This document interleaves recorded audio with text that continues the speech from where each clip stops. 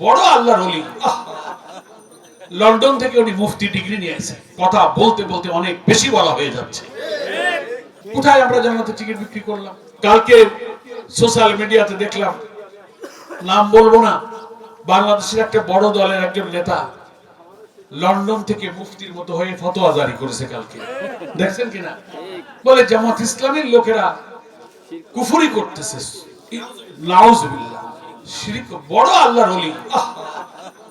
London থেকে উনি মুফতি degree নিয়ে এসেছেন। পড়ে শুনে বুঝেছে যে জামাতের লোকেরা কুফরি করতেছে। যারা দিনের জন্য জীবন দিয়ে শহীদ হয়, ফাঁসিতে চলে শাহাদাত বরণ করে, হারাম খায় না, জীবনে মিথ্যা কথা বলে না, দ্বীনের পথে চলে, তুমি তাদেরকে কুফরি বলো?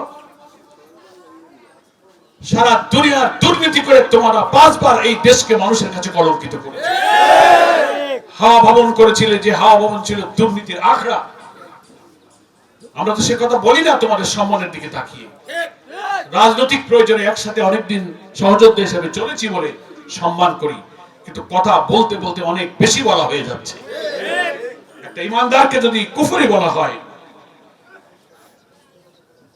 সে এখতিয়ার তোমার নেই। ইসলাম সম্পর্কে পড়াশোনা করো। ইসলাম সম্পর্কে অনেক আধুনিক বই, পুস্তক, গবেষণা, অনেক স্কলাররা অনেক লিটারেচার লিখেছে, সেটা পড়ো। কাউকে কাফের বলতে গেলে কতটুকু ইলম থাকা লাগে যেটা জানো, তারপর কথা বলো। শুধু রাজনৈতিক প্রতিহিংসায়, ক্ষমতার মোহে অন্ধ হয়ে এমন কথা বলো না, নিজের পরকালটাকে নষ্ট করো না। হ্যাসেল ফ্রি জীবনের smart companion Walton home and kitchen appliance. বলার তো কিছু নেই জামাত ইসলামের বিরুদ্ধে, যে তোমরা দুর্নীতি করেছো, চাঁদাবাজি করেছো, খুন করেছো, ধর্ষণ করেছো, হাওয়া ভবন বানিয়েছে, কথা তো আর বলা যায় না। তো কি বলা যায়?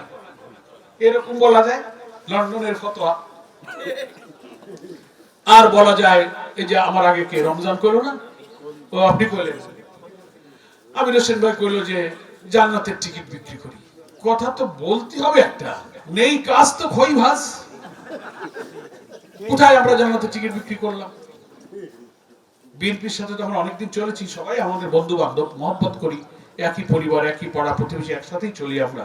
সত্যতা আমাদের নেই, কিন্তু কথাটা বলবেন, সত্য বলেন।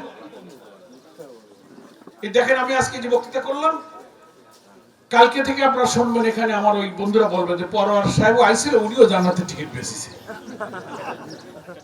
কি বলতে পারে না যে উনি সুন্দর করে জান্নাতের টিকিট বেচে গেছে? কি আজব ব্যাপার। আর বলে ধর্ম ব্যবসা। জামাত ধর্ম ব্যবসা করতেছে, তো ধর্ম ব্যবসার জবাব তো আমরা দিয়ে দিছি।